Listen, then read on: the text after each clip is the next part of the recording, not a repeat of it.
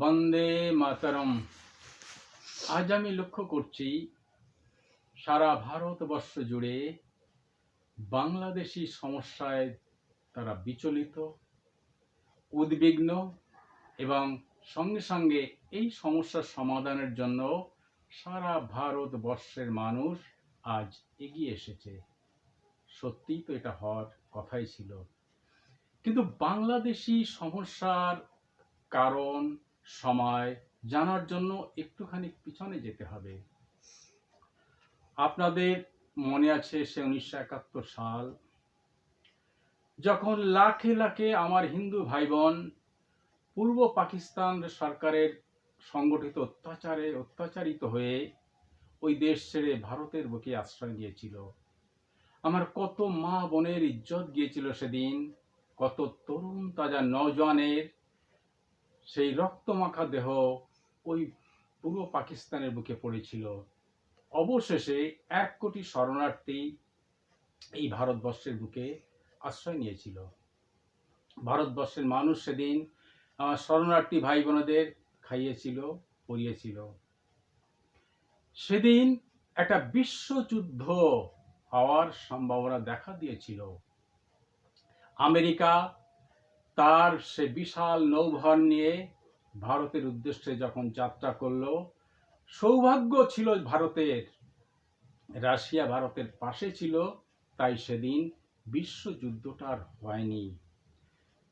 তবুও 9 মাস লড়াই করে যে বাংলাদেশ প্রতিষ্ঠা করলো এই ভারতবর্ষ, কি পেল? 1971 সালের 16 ডিসেম্বর পূর্ব পাকিস্তান ভারতের কাছে আত্মসমর্পণ করলো। কিন্তু তারপরে কি হলো? 1972 সালের 9 জানুয়ারি দিল্লির লাল কেল্লায় শ্রীমতী ইন্দিরা গান্ধী এবং শেখ মুজিবুরের মধ্যে যে সভা হয়েছিল, সেই সভায় শ্রীমতী ইন্দিরা গান্ধী আকুতি মিনতি করে কত অনুরোধ করেছিল শরণার্থীদের যেন বাংলাদেশে ফেরত নিয়ে যাওয়া হয়। কিন্তু শেখ মুজিবুর রহমান ভারতকে কোনো আশ্বাস না দিয়ে সেদিন দিল্লি ছেড়েছিল। ওই দিন থেকে এই ভারতবর্ষ বাংলাদেশের অঘোষিত কলোনিতে পরিণত হলো। 1 কোটি মানুষ সেদিন এই ভারতবর্ষে থেকে যেতে বাধ্য হলো। শ্রীমতী ইন্দিরা গান্ধী সেই যে বাংলাদেশ জয়ের স্বপ্ন চিরতরে হারিয়ে সেই শরণার্থী ভাই বোনদের কিভাবে পুনর্বাসন দেওয়া যায় শুধু তাই নিয়ে ব্যস্ত হয়ে রইল। তাদের নাগরিকত্ব ওই বাংলাদেশের মাটিতে দেওয়া আর সম্ভব হলো না। বাংলাদেশের পতাকায় স্পর্শ করতে পারলো না আমার মানুষ। তার পরবর্তীতেও ওই দেশের জ্যাকাকটিক করে সরকার এসেছে, আমার হিন্দু ভাই বোনদের উপর অত্যাচার সেই একই রকম ভাবে হয়ে আছে। সে 1 কোটি শরণার্থী যে 1971 সালে ফেরত যেতে পারেনি, তারপরে 3 কোটি হিন্দু ভাই বোন আমার ওই বাংলাদেশ থেকে ভারতের মাটিতে আসতে বাধ্য হয়েছে। এই ভারতবর্ষের এমন কোনো রাজ্য নেই যে রাজ্যে আমার হিন্দু ভাই বোন ওই বাংলাদেশ থেকে এই ভারতবর্ষে তারা না এসে বসবাস করছে।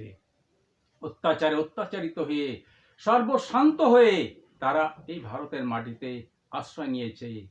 যারা কোনো দিন ভিক্ষাবৃত্তি করেনি, আজ তাদের আশ্রয় হয়েছে কোথায়?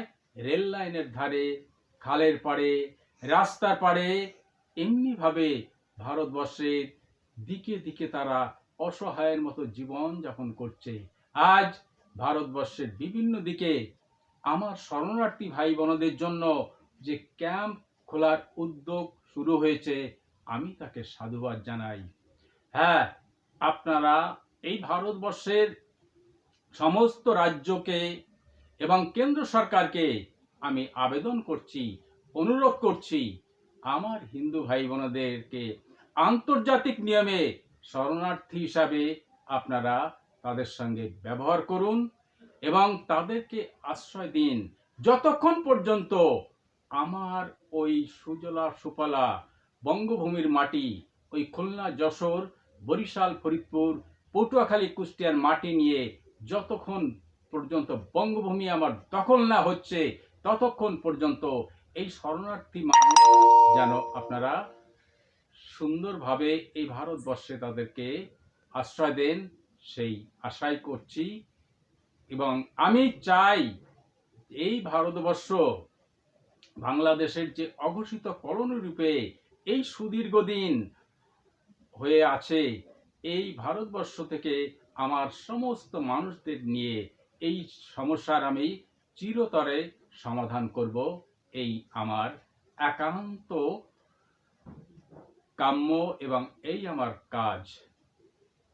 তাই আমি ভারতবর্ষের সমস্ত মানুষকে বলছি, আপনারা ৭১ সালে যেভাবে শরণার্থী ভাই বোনদের পাশে দাঁড়িয়েছিলেন, আরেকটিবার আমার শরণার্থী ভাই বোনদের পাশে এসে দাঁড়ান এবং আমার মানুষের ওই মাটিকে উদ্ধার করার জন্য আপনারা আরেকটিবার সহযোগিতা করুন। জয় বঙ্গ।